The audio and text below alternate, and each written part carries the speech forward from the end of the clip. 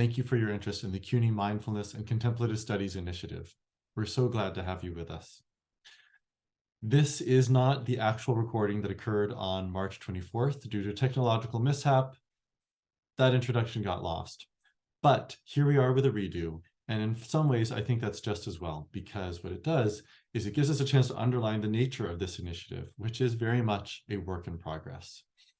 This is a group of self-selected volunteers who come together because we strongly believe in this mission of coming together to build community around exploring contemplative practice, pedagogy, and research. And I can tell you that in the days and weeks leading up to the event, we are all eagerly checking the registration numbers, excited to see them rising bit by bit. And in the end, we had about 80 people come and attend, and who knows who else is going to visit the website and see this recording. But whoever you are, wherever you're coming from, we're excited for your interest. We're excited to welcome you into the conversation. We do want to underline that we see this as a group where we're here to find one another, to share with one another, and to learn from one another. And this is all part of this mission that the City University of New York has to be an engine of economic mobility and a vehicle for social justice. And we really see ourselves as deeply aligned with that mission. And we've thought a lot about where do we fit in the ecosystem that is the City University of New York? And where do we fit in this overall ecosystem of mindfulness practice and research? And one of the early articulations we came up with was, well, maybe we can help bring some of this material to people who wouldn't otherwise have access to it. Students who might not find their way to a wellness center, for instance. But all along, we've been holding this question really centrally: who's not in the room? Who's not in the room? And what you're going to see in the other recordings that did take place on March 24th is the results of our efforts, imperfect and incomplete as they are, towards fulfilling our aspiration to be truly diverse and truly inclusive. So again, it's a work in progress, but we're excited to have you join us on this journey. And as part of that journey, we are dedicated to being mindful of the history that we carry with ourselves and that we participate in. So that is, we can map that along at least 4 different dimensions. There's the history of CUNY itself as an institution. There's the history of the scholarly traditions that we participate in. And there's the history of the contemplative practices that we're exploring and the contemplative traditions that they grow out of. And then there's also the history of the land and the Lenape people who stewarded this land before the coming of the Europeans. And we thought it was really important to acknowledge all of these things up front, to be aware of the history that we carry, and to say that that is also part of our aspiration, is to continue to understand the ramifications of that, the ethical implications of that, what it means for us, and how we can live ever deeper into our own values and our own mission. Because we see ourselves as here to serve and here to keep inquiring about what it is that truly serves. Who's in need? What moves the needle? What is the best use of our energies? How can we uniquely contribute to important conversations out there, given who we are and the institution we're coming from? So we're here to do the work. We're here to share. We're here to learn. And as incongruous as it might seem, I am reminded of the words of William Shakespeare, where he says, "What here shall miss, our toil shall strive to mend." So you'll see that, we're an imperfect group. It was an imperfect event, but we are coming together with this mission. And again, we are so excited to have you join us on the journey. We're excited to meet you. We're excited to hear your ideas, what you've been up to, the things you want to be up to in the future. And so it was at this point in the introduction where we invited people to drop into the chat in the Zoom meeting, their role and position, their institutional affiliation, and also to adjust their tiles in Zoom to lay out some of that information, and just to bring more people into the circle and have a sense of being seen, even before we got to the more participatory aspects and sessions as part of the agenda. Then we moved into a little bit of backstory about how this all came to be. So the story is that I reached out to a professor emeritus, David Forbes. You'll hear from him in one of the later sessions.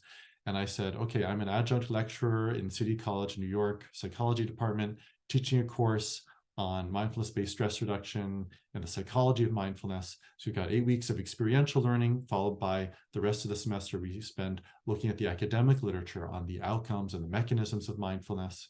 And it seems to be a really effective way of teaching students and also giving them access to high quality, moderately intensive mindfulness training that they probably wouldn't otherwise get exposure to. And we've done some pre and post assessments, and there are some encouraging results here. So is this a model that could be spread? Are other people doing similar things? How can we share best practices? Maybe are there opportunities to collaborate on research? And David Forbes told me that actually they had been having a series of conversations over the years across CUNY about such things. And it had recently fallen into a lull, but this was a perfect excuse to relaunch the conversation. So we reached out to our respective networks, we brought people together, and we discovered, wow, at this point, there's a lot more going on at CUNY than any of us realized. And we were excited about being in community and sharing ideas with one another. And so we started thinking, all right, now that we found each other, what do we do? So we reached out to the CUNY Central Administration. They said that they thought it was great that we were coming together. They couldn't provide us any financial support, but they said, we'd love to promote if you've got a website, we can help promote that. And let's stay in dialogue about what else we can do to support you. So then we reach out to the University of Virginia's Center for Contemplative Science. And they had a lot of interesting feedback, but one of the core messages they had for us was, don't underestimate the power of simply coming together and building community. Even if you're just doing occasional practice sits together, something can grow from that. And so that really reinforced the idea of, well, let's build a website. That can be a convening place for us to come together. We see this as kind of a virtual kiosk and a directory where we can post who are the members, just so we know people out there who are interested in this stuff. But also it's a place where folks can post the courses that they're offering, workshops they're organizing, practice sets that they're hosting, or weekend retreats, visiting lecturers, who knows what. We just try to start with something that would be simple, that would be manageable for a group of volunteers, and then again, go out and bring people together through this inaugural gathering, find out where the energy is, and look where we can collaborate together. So I'm going to briefly show a couple of screenshots of the website, just so you can get a sense of it.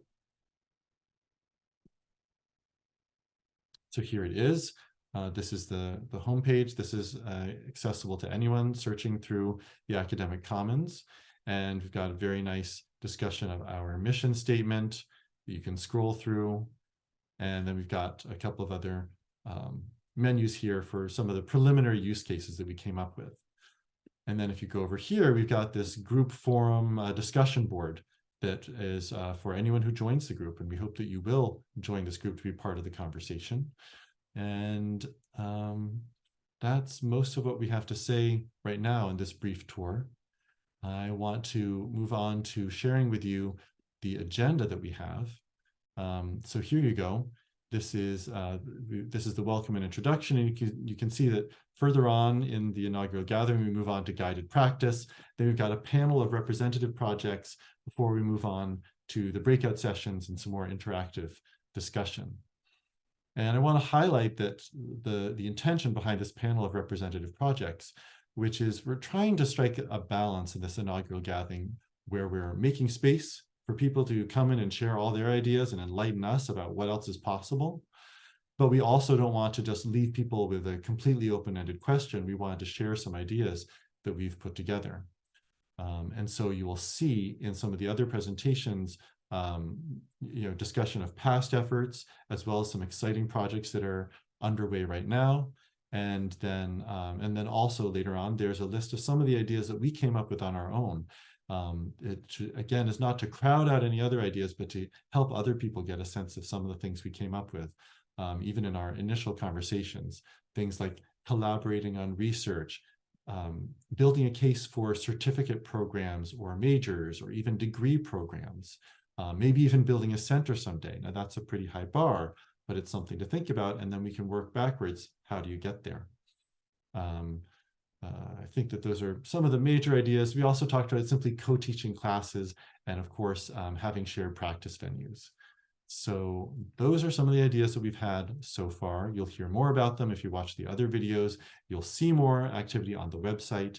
We hope that you'll sign up there. Oh, we hope that you'll also fill out the feedback form and let us know what you thought of the event. And you'll see that link in other materials that are posted on the website. So once more, I just want to say thank you for your interest. Welcome to the conversation, and we look forward to hearing from you.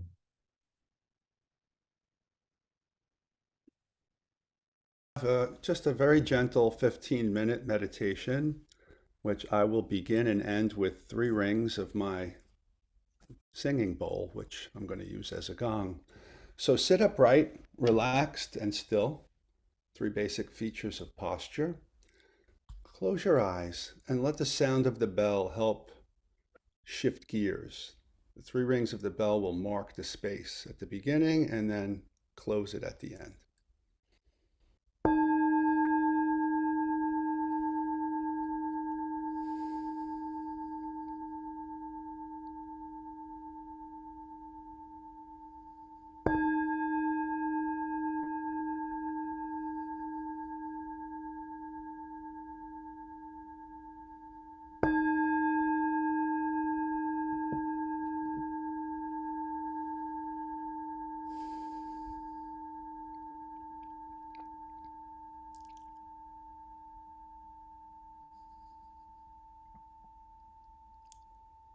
Just let your awareness begin to take in and take notice of what's alive for you right now, what's going on in your mind, body, senses, emotions.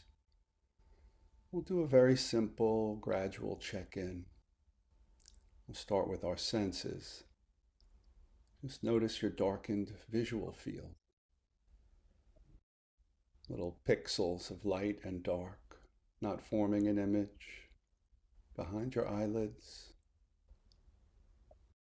just notice how closed eyelids enables us to disconnect from our typical engagement with the visual objects around us and kind of go within like a turtle into its shell. Just notice what that's like. Notice sound and silence intermingling and what that's like. Notice your sense of smell, which may or may not be active or neutral. Or whatever it's like, notice what it's like. Same with the sense of taste. There may or may not be a taste in the mouth. Just be aware of whatever that's like. Notice the sense of touch scattered throughout the body, all over the skin, not just the hands and fingers, feet, toes touching, hips and thighs touching your chair, upper arms touching your ribs,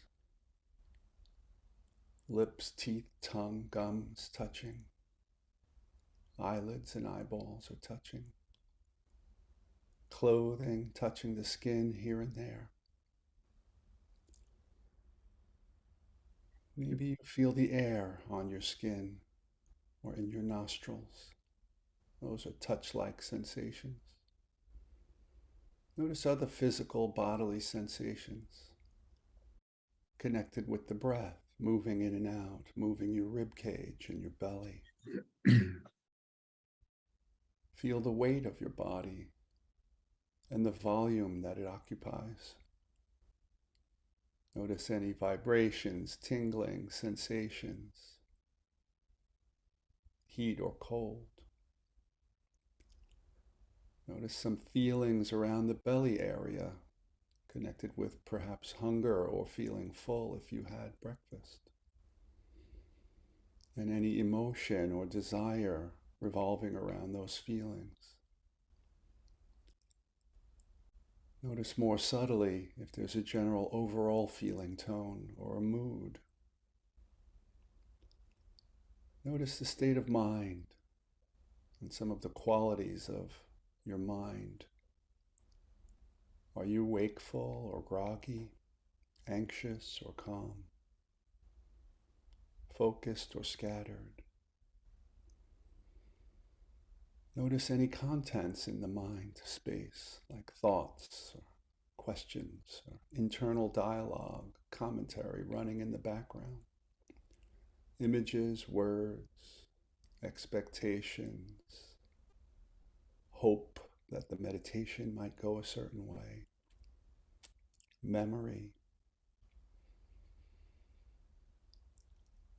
Notice the one thing that was present throughout all of those things we just noticed, which is just the awareness itself.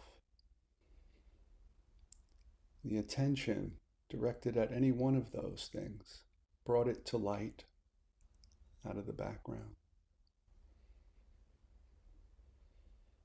Allow yourself to now take a step back and just sort of rest in this kind of awareness of all of the objects of awareness. Just noticing how whatever it is that you've noticed comes and goes of its own accord. And just let go of the idea of control or directing or doing the meditation. Downshift, shift gears, so to speak, out of the doing mode into the being mode or just the awareness mode. And just relish being aware and allowing awareness to unfold however it does. Things come and go and move around like electrons spinning around an atom, thoughts, sensation, sound, this or that, hovering about, around, and in and over and above the sphere of awareness. Let's allow ourselves to just let go into that process and just let ourselves be in silence for a while.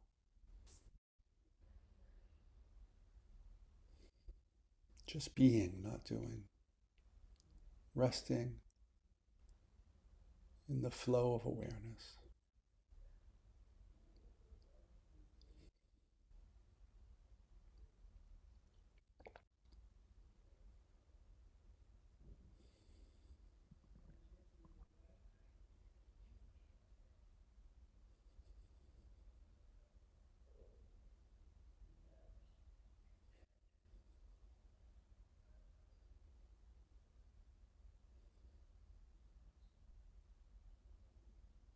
Just being.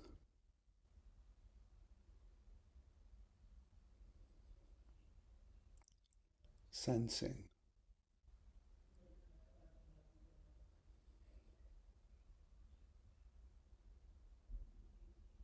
Aware.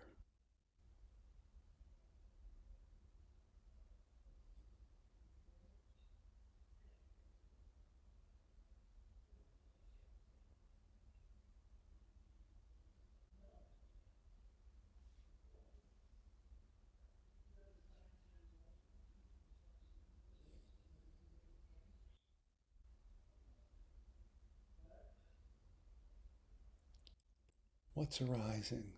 What's present? Right here, right now.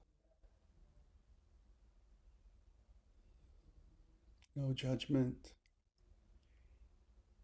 no preference.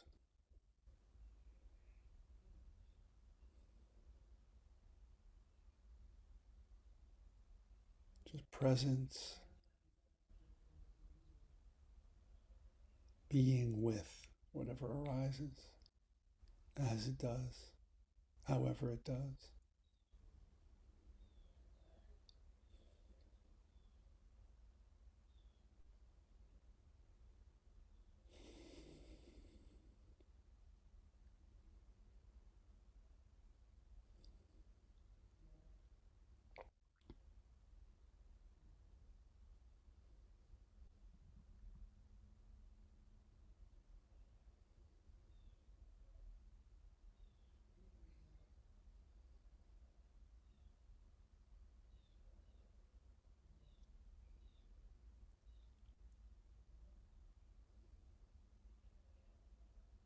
breathing, feeling.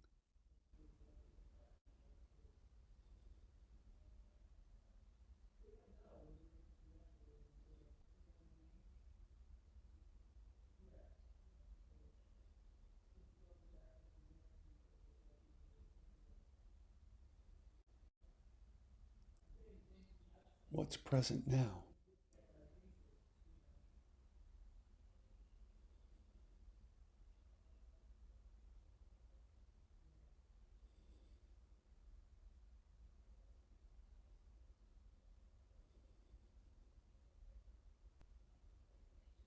Allowing ourselves to relish in just being,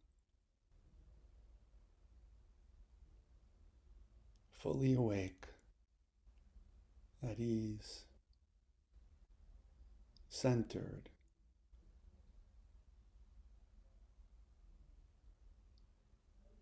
a calm behind all the movement of awareness. Just watching, curious.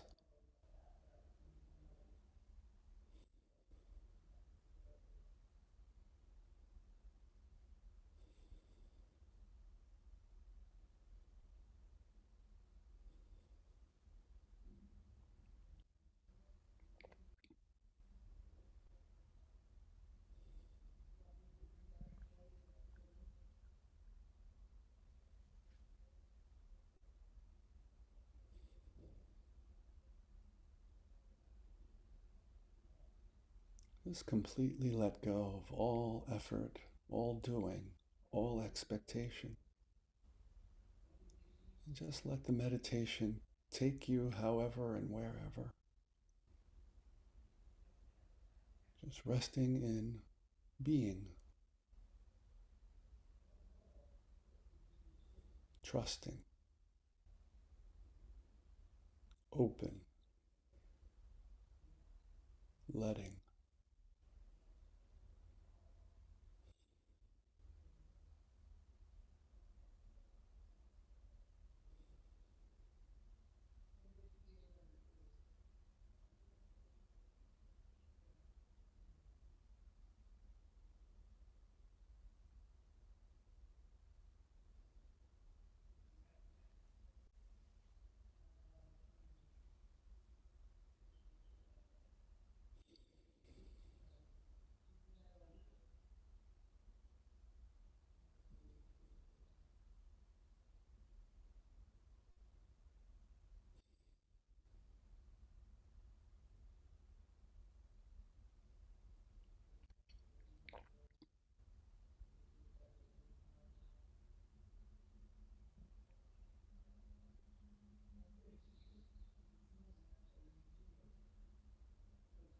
Before we close, just take a moment to feel the presence of 76 other people meditating with you in this moment, connected, sharing appreciation of being in awareness together.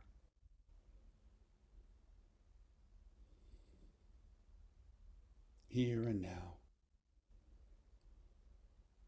we gave ourselves this time to just honor this space together and ourselves and each other.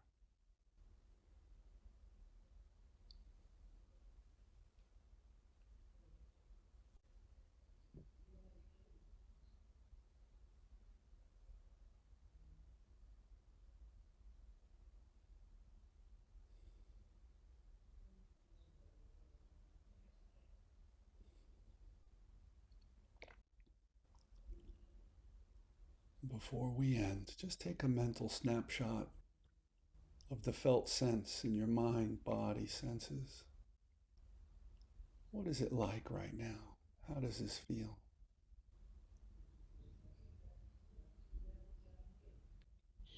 I jokingly call this a deep selfie, a mental picture of one's own being in the meditative space. as a breadcrumb for memory. So when you come back into the watering hole of the soul, just look for this feeling.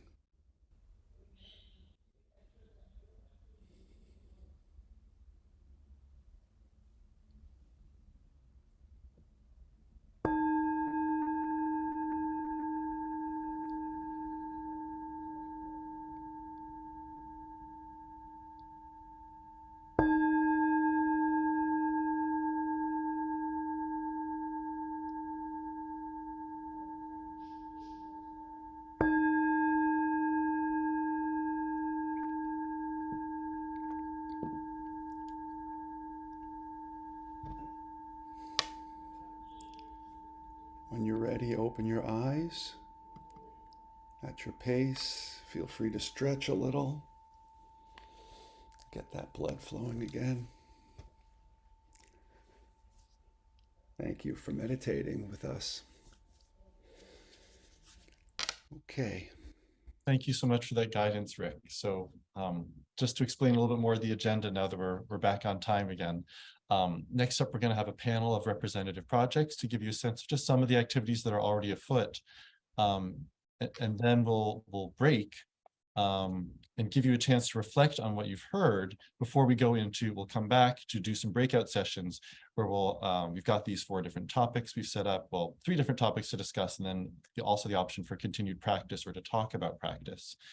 So these are basically conversation starters, you might say, because when I reached out to David Forbes last year about a hybrid course that I was teaching, he told me about how there were all these other projects that he knew about. And then, like I said, we discovered that there was a broader community. So this is just a conversation starter. And so take it away. I think David is the first one up, right?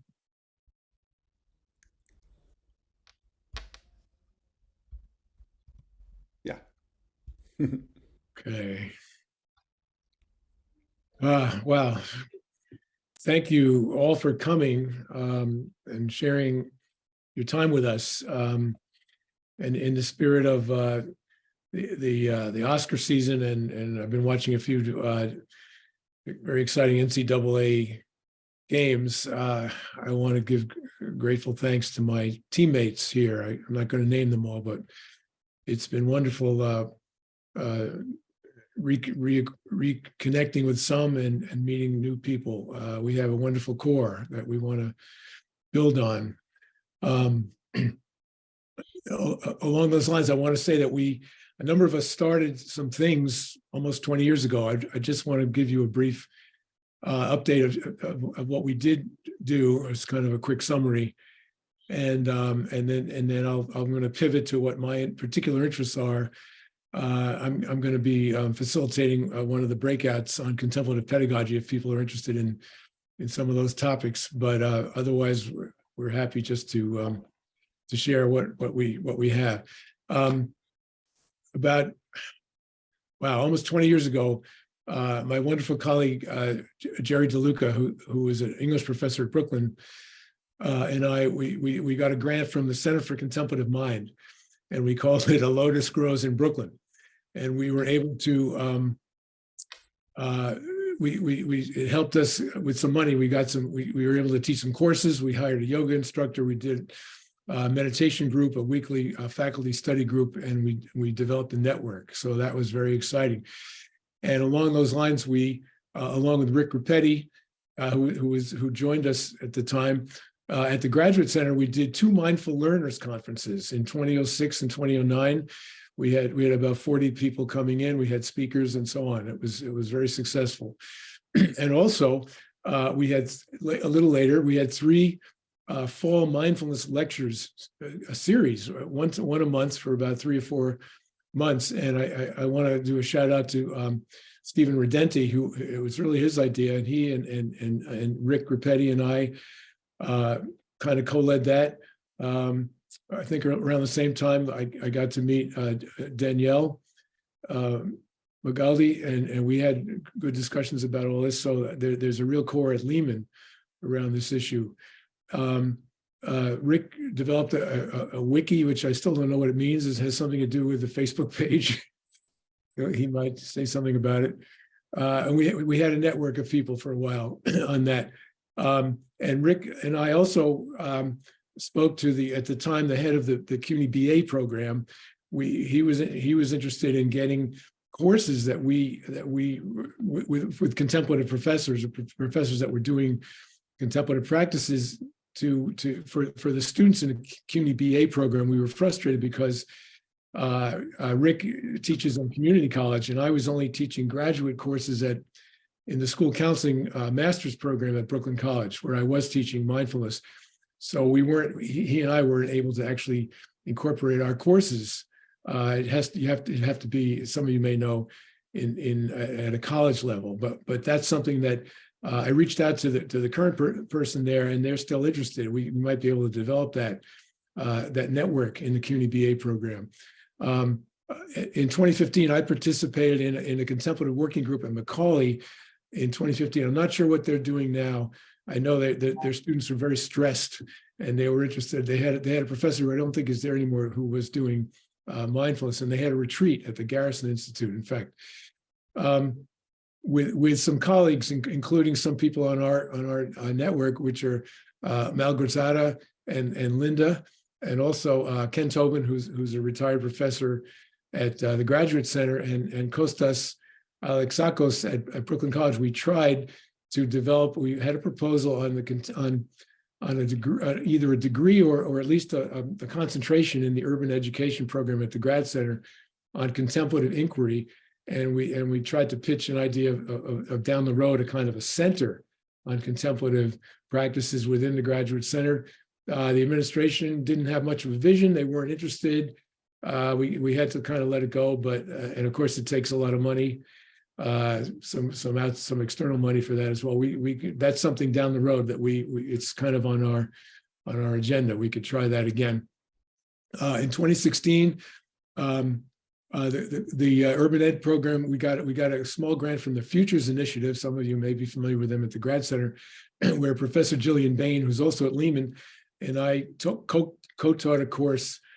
She's a wonderful science educator. So we looked at the confluence of STEM and mindfulness, and so we taught a course there in Urban Ed. And finally, I was invited to a weekend think tank that was sponsored by the Institute for Mind and Life at Brown a number of years ago on how to develop a contemplative studies program. And that's still, and again, in the kind of in the back of our pocket. And I just want some people to know this. There's actually really a burgeoning amount of research and studies and books and articles on mindfulness. Really, just in the last 10 years, it's really taken off. There's a journal called Mindfulness, very scholarly, and so on. Finally, at Queensborough Community College back in 2017, that we had a panel. Rick was on it, I was on it, and I kind of talked a little bit about what I call mindfulness 2.0. Let me just pivot a little bit to what that means. I have one more slide on that, which really informs my own teaching and talks and consultations and writings. I throw around a couple of words to define it. There's no one word. Sometimes I call it the mindful New Deal or the new mindful deal. I'm not sure. Some cloud words are critical and social and civic and integral. I have a colleague who calls it liberatory. It's explicitly anti-racist and post-neoliberal, which is an area that I'm interested in looking at critically. And urban mindfulness. I've always been interested in. That's why I would love to have more network and a center at CUNY, so that it links up with critical psychology and critical pedagogy. And I'm interested in developing with others our own unique mindfulness, a kind of urban CUNY mindfulness with a CUNY flavor. So let me just show you one more quick. This is a kind of I deliberately polarize these issues to try to engender some discussion. I always start off my talks with these two slides. I kind of got these corporate types there. They're using mindfulness to better adjust to the stress of their workplace and to help their bosses make a little bit more money. And I contrast that with a a demo. I think it was actually in the Bay Area. It was during the time for Occupy Wall Street. So I'm raising these in a very meta context to raise some provocative questions. So what I'm arguing, and I, some colleagues and I, point out that context and intention matters. So I would ask people, what are we doing mindfulness for? What is mindfulness about? And so I'm deliberately polarizing it in this very kind of simplistic way. Is mindfulness for adjustment or transformation? So is it for personal adjustment, to uncritically accept and to cope with a lot of inequitable structures in society, neoliberal and racist structures and institutions, which unfortunately I and my colleagues have seen be used in systems in school and society that are often the source of stress and worry and sadness and self-blame and anger and lack of attention, which unfortunately, again, many mindfulness programs don't really emphasize that. It's all intrapsychic. It's only about what I need to do to adjust or to calm down and so on. Or can we also use it to promote everyone's optimal self-development? I'm a developmentalist, so I'm big on that. And to help uncover and challenge and transform those social injustices at all these integral levels: personal, interpersonal, cultural, institutional, and societal levels. So in a very ambitious way, can we contribute to end suffering for everyone? Is it a privatized symptom reduction, which again is often seen that way, to promote, implicitly it often happens, to promote competitive individualist material success and productivity? Or can we again use it for optimal moral self and social development for all? A lot of times the moral component of this stuff is missing. It becomes a kind of technology, which again, I and my colleagues have been questioning. Is it for mainly for self-help, for personal happiness, for private gain? Is it mainly, again, an intrapsychic experience? Or is it a way to shatter and this is where there's a kind of a Buddhist foundation to this stuff. Is it a way to shatter the delusion of a separate privatized self, which I think we can talk about in developmental and secular terms? Is it a way to let go of attachment to ourself, to our ego? Is it a way to develop and recognize and act on the basis of, again, the moral social nature of ourself and our interdependence with others and the earth? So I've written a book. There's a copy. Sunyata graciously put the copy of the book in there. Anyway, those are just things that I'm interested in. We can talk about those. We don't have to. It's kind of a mindfulness 2.0. I'm happy to talk about very basic stuff as well. Thank you. All right. So I'm Rick Rapetti. I'm philosophy professor at Kingsborough. I'm the guy who led the meditation a few minutes ago. So let me just talk about some of the things I've done. A number of them were with David. I started out in this area with my dissertation at the grad center in philosophy was on meditation and how it can increase your personal agency, which David would call that the intrapsychic part. My first article on this was back in 2010, Case for a Contemplative Philosophy of Education. I've done an awful lot of writing on this stuff since then, and the last is this Rutledge handbook that you see a picture of on the side. David mentioned Sunyata. Sunyata's here, and she made these slides pretty and put things like that in there for us without us even asking. I've made many efforts, within CUNY since around 2006. Some of them worked, some didn't. I think we discussed that we think it's good to show which ones worked, which ones didn't. Like David said, oh, they're not interested, that sort of thing.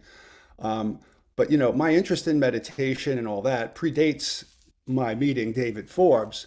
But my connection with my, pedagogy around this has really been sparked by David and his friend Jerry DeLuca at Brooklyn College when they got that grant from the Center for Contemplative Mind. That was around 2006. They had these contemplative pedagogy meetings that I started going to. I got inspired. I started a faculty interest group at Kingsborough around 2007, which meets weekly and has been since 2007 up until now.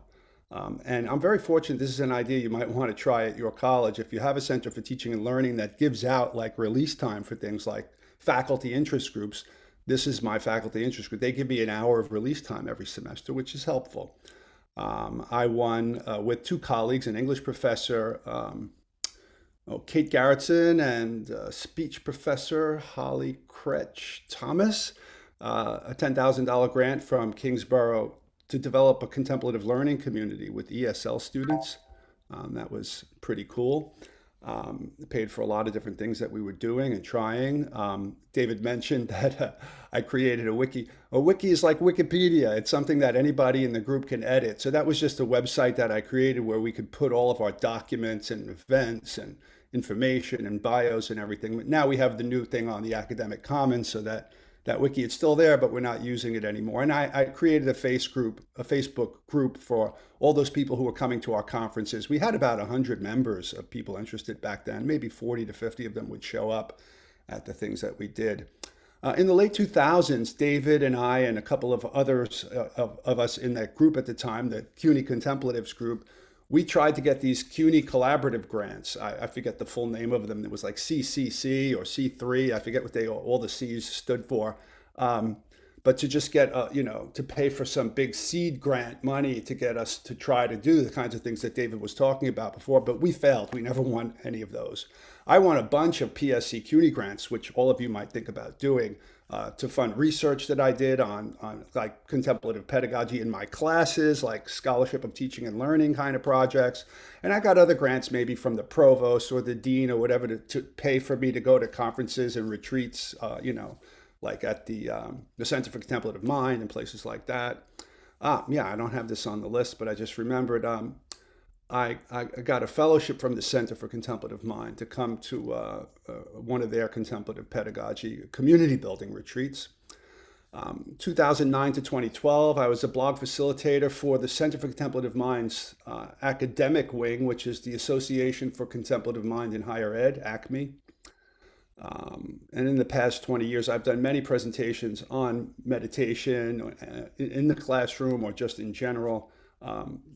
All over Kingsborough, all sorts of groups keep asking me to do it. Can you do it in the Women's Center or in this center or that center for the ASAP students and whatnot? And at other CUNY campuses, I've been invited to just give presentations on contemplative pedagogy. So for this academic year in the fall, I won a small grant at Kingsborough to develop a meditation, to deliver an 8-week like mindfulness-based stress reduction type program for our students. In the fall, I tried to do it on campus. Only 2 students showed up the very first day, and that was it. Nobody came back, and that kind of died. So this semester, however, I decided to do it online and to get some help from the college. So we met twice so far. 2 weeks ago, I got 50 people at the first one, and then last week, only 7 people. All right, so the difference, why I got 50 instead of 2 and then only 7, is that the college used the all-student listserv to send out a blast about the meditations. That's when I got the 50, but they didn't do it again, and I don't have access to that directly, and so only 7 people showed up the second time. And those are just some of the things that I've done. Like I said, one of them just popped into my memory as I was going over this, but most of us who are going to be presenting on what we've done here have done a lot more than just that. These are samples of things that we've done. All right, so let's pass it over to Paul Arcario. Paul? I'm just unmuting. Okay. Good morning, everyone. So nice to see everyone. Thank you for joining us. I'm going to talk a little bit about a current grant project that we have at LaGuardia. I'm calling it the LaGuardia Mindfulness Corps. And I also want to acknowledge my collaborators and co-leaders, Ellen Quish, Kun Yum, and Dima Bayraktar. And also a shout out, some of our faculty who have participated in this program are here today. Hi. So this is supported by a 2-year grant from the College Completion Innovation Fund. It's actually a $200,000 grant. And it's really designed to introduce mindfulness-based practices to our students to support student success. So what we're doing is we're offering semester-long professional development seminar for first-year seminar faculty who are teaching that. We have a required first-year seminar. We have funding for 10 faculty per semester. They have 1 or 2 classes. We started this last fall, we had about 200 students participating. And what we're doing is initiating and supporting a sustained mindfulness practice for those faculty, for student success mentors. Every first-year seminar has a student success mentor who works with the faculty member and runs an attached, what we call a studio hour for the students and, of course, the students. So for the faculty professional development seminar, we have a 5-session seminar. We go over the benefits and practice of mindfulness meditation. There's the book that we use, Fully Present, that we give the faculty members. We give them an implementation plan because we are asking them to actually do a practice every week in class with their students. We talk about using the student success mentors, and I'll give you a little bit more about them. That's to support the students in developing and sustaining a practice outside of class. We use the free UCLA, it's marked as the Mindful Awareness Research Center. They have a free app. We chose that mainly because it's free and it has 7 or 8 meditations that the students can follow. And we've worked with the Director of Education at the UCLA Center, Diana Winston, who's given us a few workshops, and she's the co-author of the book. Role of the Student Success Mentors. I think we have a wonderful opportunity here to use peer support. So the Student Success Mentors develop and they sustain their own practice. They use the app as well. They encourage students to sustain their mindfulness practice. They have a weekly check-in with the students where they actually fill out a little form each week in the studio hour.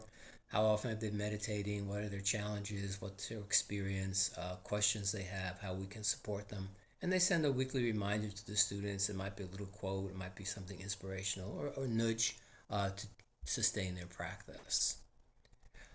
We do have students reflect as part of the process. They have e-portfolios and they put their reflections on e-portfolios. I just picked one to show you, just to have a student voice here for sure. I enjoyed using mindfulness as I have never meditated before or done any mental self-care for myself. I learned what a guided meditation was and how helpful it can be to me. This surprised me because I always considered myself to be a calm and collected person, but this really showed me how distracted I am from minuscule thoughts. The most challenging part of the activity was starting it, as I was very skeptical.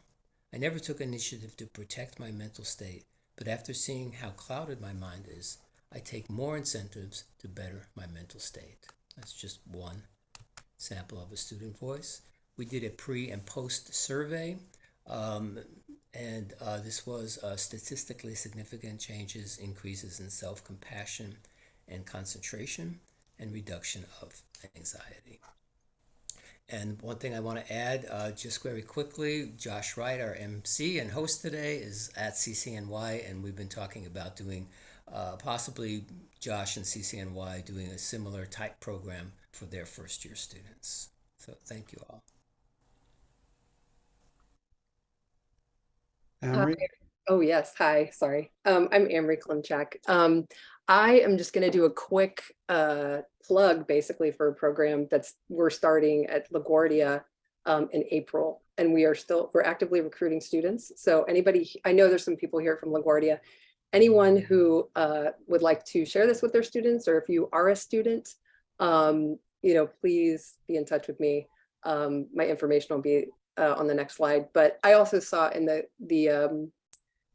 chat that someone mentioned, have there only been white males talking so far? And, so I'm like the first woman here talking, but, as Josh mentioned, and as was mentioned in the chat, this group is just like a self-selecting group. These are just the people that came together that knew about this.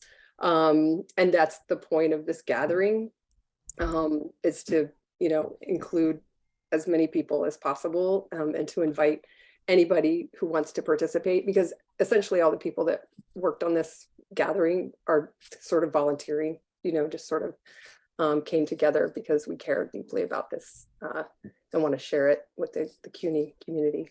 But anyway, I just wanted to mention I'm doing a Koru mindfulness online course at LaGuardia in collaboration with the Wellness Center. I just want to mention the Wellness Center, and this is, something to think about for others who are trying to do this work. If they want to try to collaborate with a wellness center, the Wellness Center at LaGuardia takes a holistic approach to services. In addition to their counseling, they offer all kinds of other programs, including, mindfulness, yoga, Tai Chi, things like that, to help with students, stress and to help them flourish. And this Koru mindfulness initiative is part of a SAMHSA grant funded program to facilitate a comprehensive public health approach to preventing suicide in institutions of higher education. And then I just wanted to mention a little bit about choral mindfulness because it is specifically designed to meet the needs of emerging adults, college students. It's 4 weeks, it's evidence-based. The sessions only last 75 minutes. And students are asked to practice 10 minutes per day. So it's a very accessible sort of program, more so than, maybe a more intensive program. But it is intended, to be taken as a course of 4 classes. And then if we can look at the next slide, I'll just mention that it also has an app associated with it. It allows students to access guided meditations and skills, to log their meditations with gratitude prompts, receive responses from their instructor, who will be me. The dates and times are for Wednesday starting April 19th. Again, we're actively recruiting students for this program. And, if you would like to be in touch with me about this, if you could share with your students, or if you are a student that's interested, please feel free to reach out to me and put your information in the chat. I'll put my email in the chat right now for anyone who wants it. But that's all I wanted to mention, and turn it over to Sunyata and Danielle. Hello, good morning, everyone. I am so grateful to be here and to share this space with you all. I am chiming in to talk to you about a current initiative that's taking place at Lehman College that myself and other colleagues have been working on. I am excited to say that the Lehman Middle and High School Education Department has finally approved the implementation of an advanced certificate program in mindfulness and contemplative studies. It took about a year to get it through the department, so I'm so excited that they decided to approve it. So the advanced certificate will be a graduate certificate, and it will be designed for individuals who have earned a bachelor's degree or a master's degree. And the candidates that are engaged in the program will acquire a strong foundation in the origins, practice, and theory of both mindfulness and contemplative studies. They will gain a thorough understanding of how to apply contemplative techniques across various fields. They will definitely gain technical skills and knowledge that's needed to be able to both teach and practice mindfulness. And also it's going to be, for them as well. So they will learn mindfulness-based skills, increase their levels of awareness, hopefully begin to take, better care of themselves. So it really is our goal to make sure all the candidates that engage in this program are able to make a positive impact, not only on their community, but also we hope that this program will have a positive impact on their personal lives as well. So really, this program is needed because we know that there's a high demand for both mindfulness and contemplative practices, but there also is a need to offer training programs that equip the learners with skills that they need to be able to teach mindfulness effectively. So this certification program really is going to be able to offer individuals the necessary skills and knowledge that they need to be able to incorporate these practices into their professional work. So really, a certification program like this ensures that individuals who receive this certification can be trusted to effectively teach these practices. And we also want to make sure that in this field, there's a certain level of competence as well. So here, what's posted is what the curriculum will look like. Essentially, 5 courses make up the curriculum. However, individuals will only be choosing 4 of the 5 courses. So the courses are mindfulness, where participants will learn about research, how to practice mindfulness, of course, and they'll also learn about the theories and origins of mindfulness. But really in this course, it's the first course that individuals would take. And I think the most important component of this course is that individuals really develop an authentic mindfulness practice, because I noticed with a lot of teachers, They come in to be trained in contemplative pedagogy and mindfulness, and some don't necessarily make the investment of deepening their own practice. So we want to make sure that those that are going through this program first build a strong foundation in their own personal mindfulness practice before they begin to think about different strategies that they're going to utilize to teach these practices to others. The second course in the sequence will be mindfulness and social change.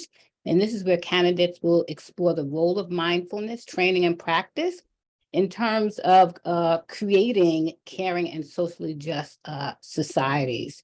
So basically in this class, candidates will learn how to utilize mindful approaches to respond to issues of privilege, power, identity, and also they will learn how to use mindfulness to deal with issues of racial distress and also institutional racism. The third class in the sequence will be Essentials of Teaching Mindfulness, where in this course, candidates will essentially gain the tools that they need to be able to effectively incorporate mindfulness into diverse settings, such as education, social work, counseling, business, and healthcare. The fourth course is Contemplative Pedagogy. So if some of you are not aware of what contemplative pedagogy is, essentially it's a student-centered approach to teaching that integrates mindfulness, reflection, as well as experiential learning. So in this course, of course, participants will learn about the theory of contemplative pedagogy, but this will also be a class where they will be designing. So they'll be designing different strategies to incorporate contemplative pedagogy into their curriculum. And the last course in the sequence would be the mind-body connection, where participants will really, examine how thoughts, feelings, and emotions interface with our physical health. That's the curriculum. And if you go to the next slide. So like I said, this is I didn't say. So this particular certificate program will be comprised of 4 courses, which will be 12 credits. But as you just saw on the other slide, there are 5 courses available to take. So the curriculum map will be as follows. In the fall semester, first, let me just add, I envision this being like a cohort model where, you have a group of students that will be taking the same set of courses together.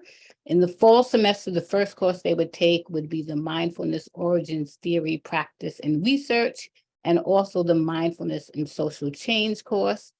And then in the spring semester, all of the students would take Essentials of Teaching Mindfulness, but then they would have a choice. So they could choose either to take Contemplative Pedagogy or the Mind-Body Connection course. And the reason why we're thinking about doing it like this is because, let's say, for instance, we have educators, they may want to take the Contemplative Pedagogy course versus if we have healthcare individuals, they may be more interested in taking a course such as the Mind-Body Connection. So I will stop here in the interest of time. I will say this is the steam is building.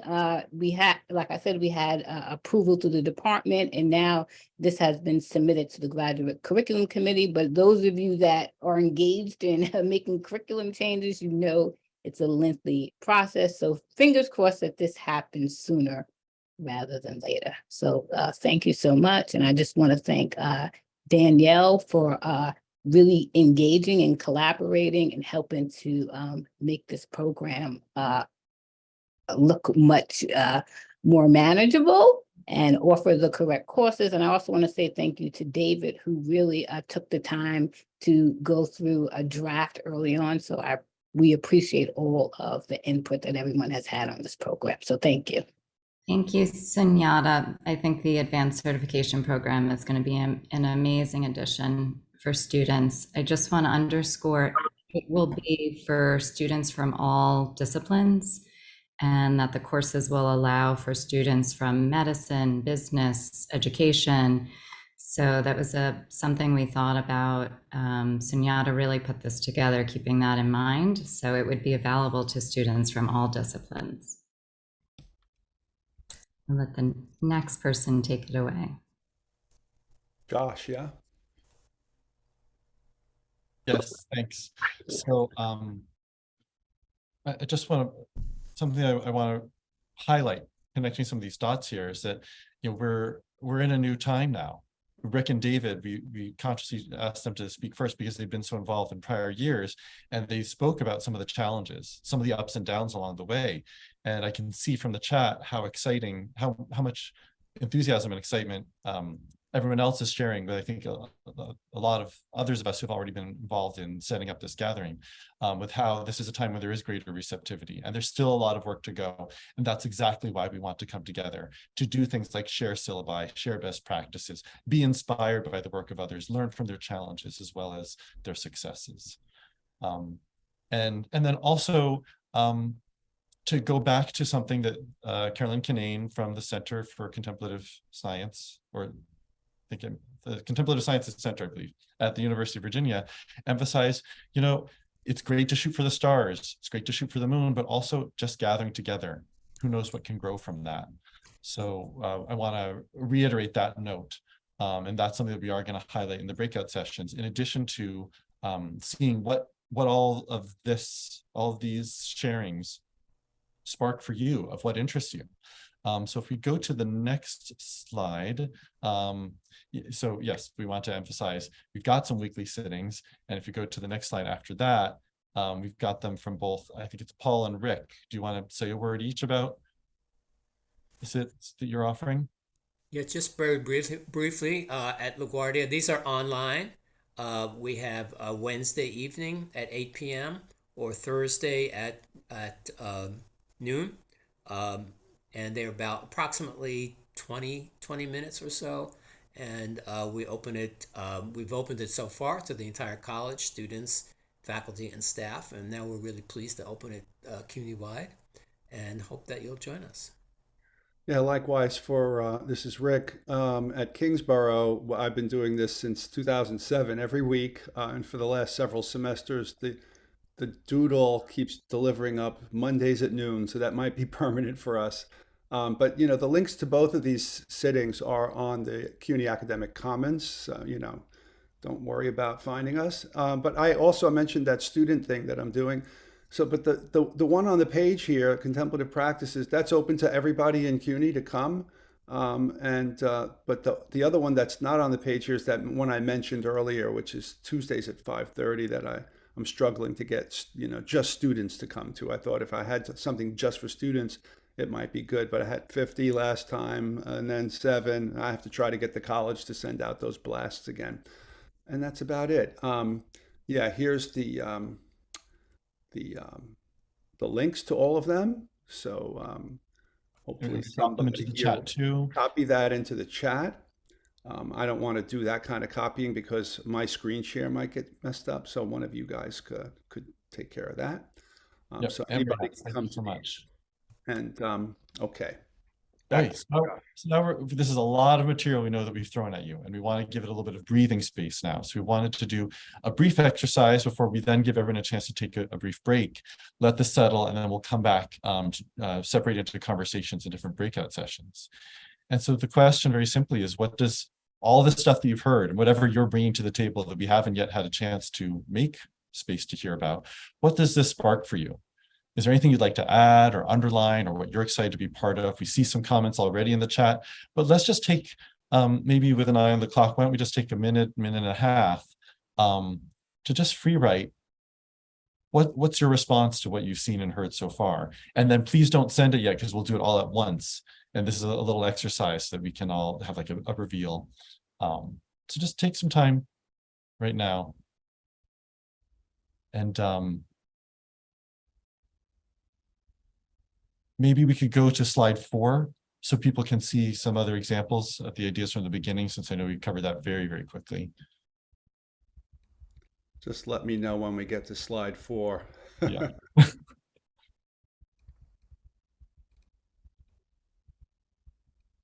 Here we go. That's the one. Okay.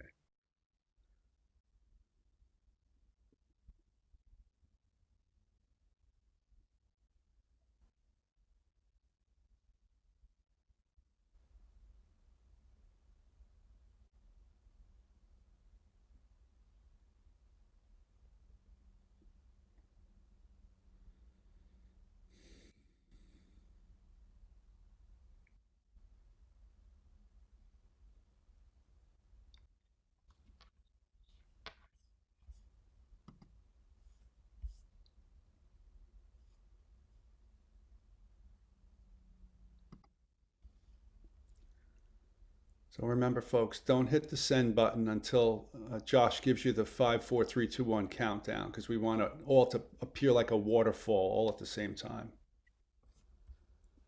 And then you can kind of take a minute to look at what everybody else is saying. And then we'll have our little break, and you can, come and go during the break, get your snack, bathroom run, whatever you need. But when you get back, you can look at the chat waterfall again, just to kind of take it all in. So I think that's about time. So shall we do a countdown? 5, 4, 3, 2, 1. So everyone can press send on 5, 4, 3, 2, 1. And look at all these reactions that are streaming through. Gosh. I'm just feeling a lot of inspiration, just seeing the sheer numbers. What can come of a group like this. And at this time, I'd like to turn the mic over to Amri in case she'd like to read any one of these, just scrolling through. Take your time, Amri, if you need to. But the way we'll work is Amri will pick something to read out loud, and then whoever, maybe you can, we've got the names there, so you can mention the name, and then that person can read out another, and we'll do just 5 of these, and then we'll move into our break. Yeah, hi, thanks, Josh. I mean, everyone has written such amazing things, but I wanted to mention just Vincent Walker at BCC. He says, I was surprised to learn about what was already happening across CUNY, which I think is, an experience so many of us have shared. I've introduced mindfulness to my section of first-year seminar at BCC, Adapting the Learning to Breathe curriculum by Patricia Broderick. Other campuses have gone so far beyond what I am doing. It is inspiring. And yeah, but it's everything that everyone is doing is very inspiring. So Vincent, would you be able to select another chat, somebody's entry from the chat to read?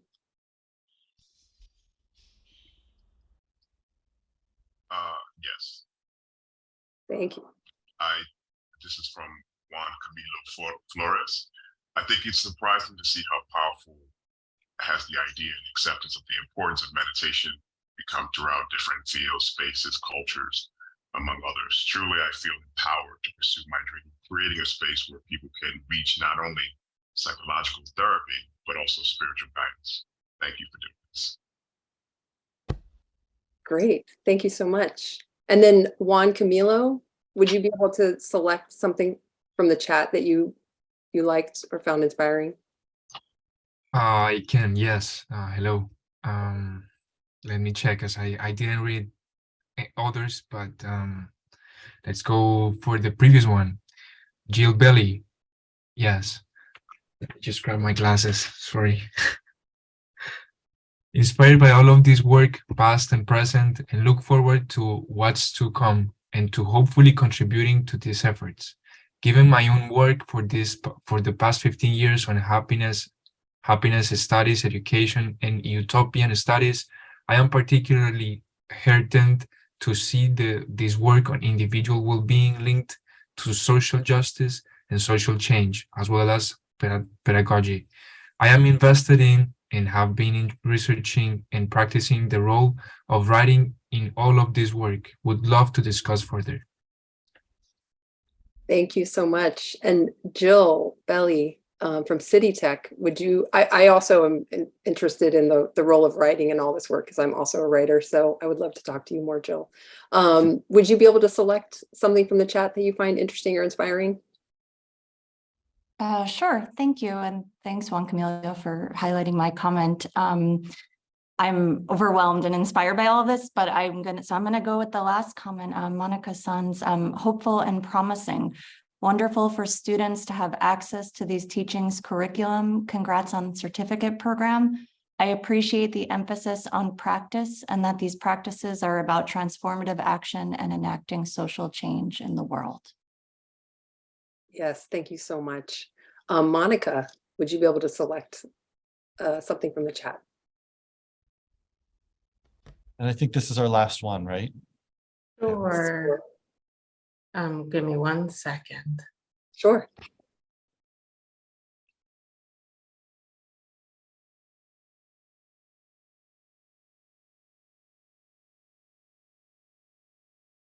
Um,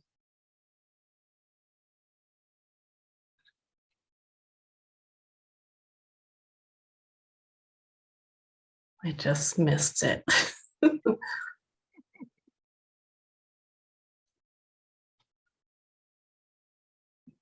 Okay.